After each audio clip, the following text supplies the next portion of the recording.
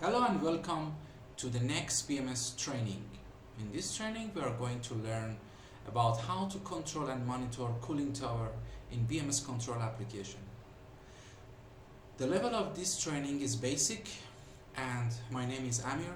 I'm a KNX tutor and BMS expert and I hope to have a great training with each other.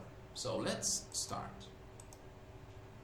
In this figure you are seeing the schematic diagram of the simple cooling tower. You can see we use different sensor and actuators to control and monitor this cooling tower.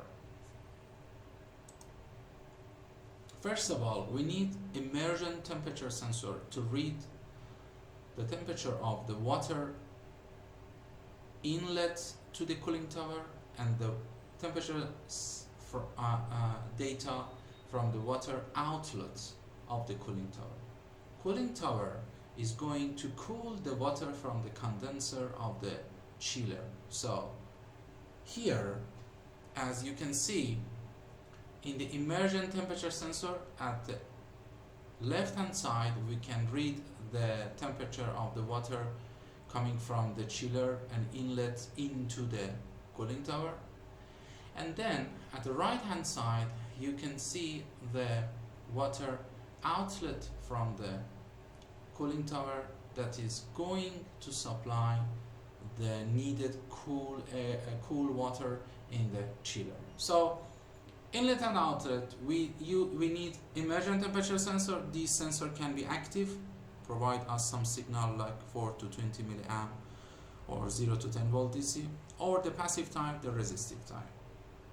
Both of them are possible. The next one is level transmitter.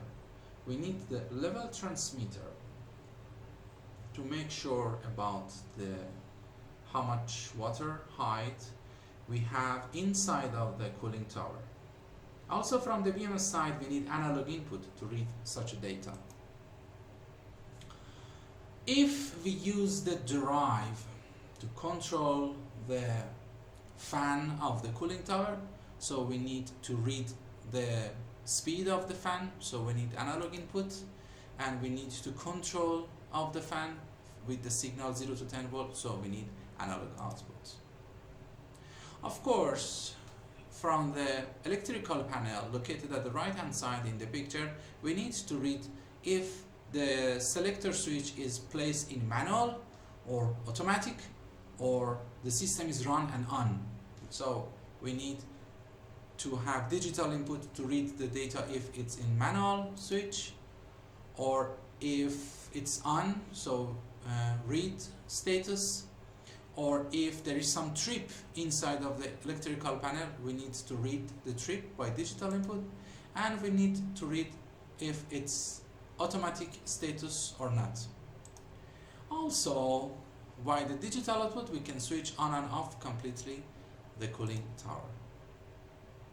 And we need the flow switch to read the data if the water is inside of the pipe. So we need to make sure that the water is inside of the pipe, so we can use the flow switch.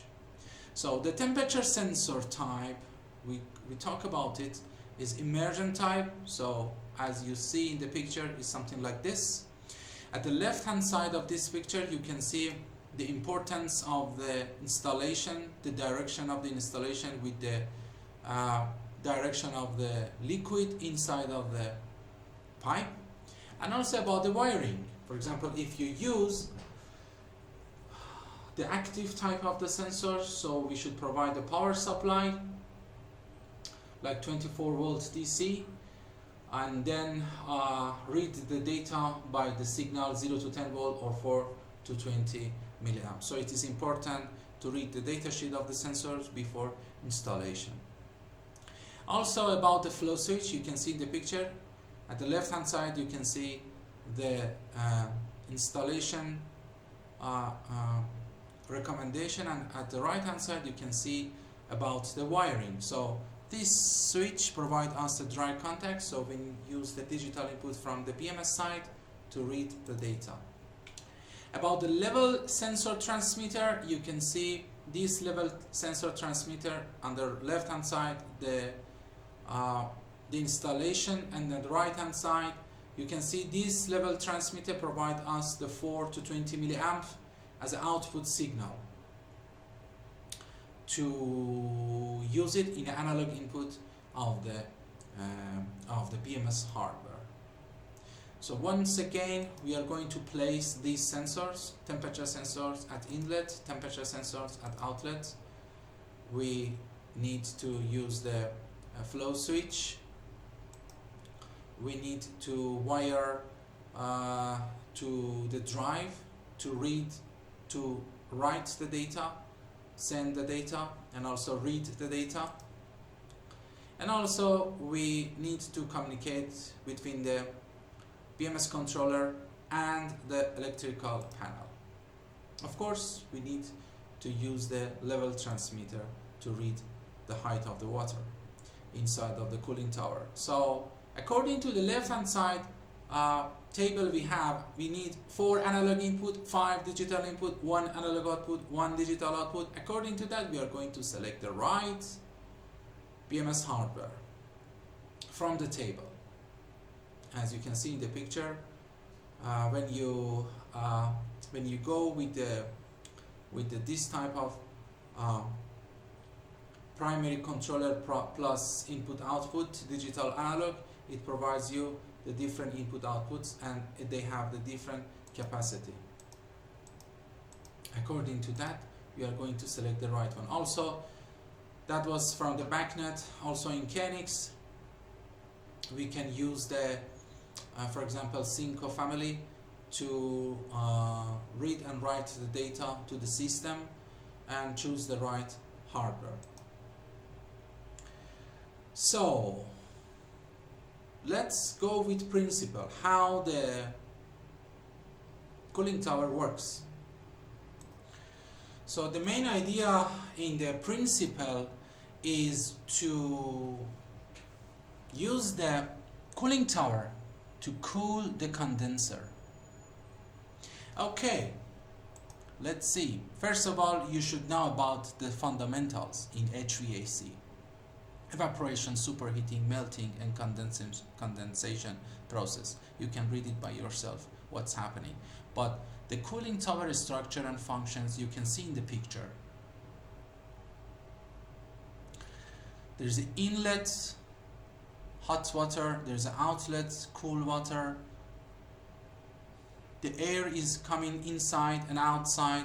Cooling towers consist the fundamental part of the refrigeration systems. It's going to help the condenser. In power plants and large commercial buildings, their main function is to treat and heat emitted by other equipments to cool down the temperature of the environment and process. In the considered refrigeration systems, cooling towers are coupled with the compression chillers.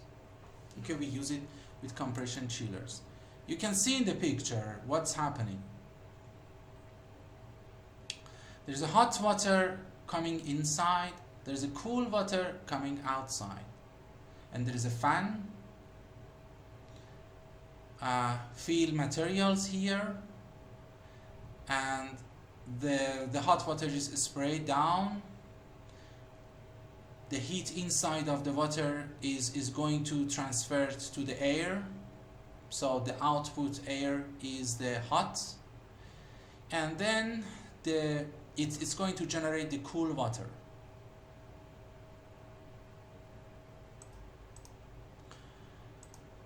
When the warm condenser goes into the cooling tower, the water is passed through some nozzles which spray the water into the small droplets across the fill, which increase the surface area of the water and allows for the better heat loss through the greater evaporation. And it's going to generate the cool water at the end. The air will carry the heat by evaporating water from the cooling tower into the atmosphere from here. Of course, you should know about the compression refrigeration process. there is a part in refrigeration process, condenser, and we need cooling tower to cool the condenser. Thank you very much for listening this training. If you have any questions, please let me know by the email, and I hope you enjoyed. We will see each other in the next training.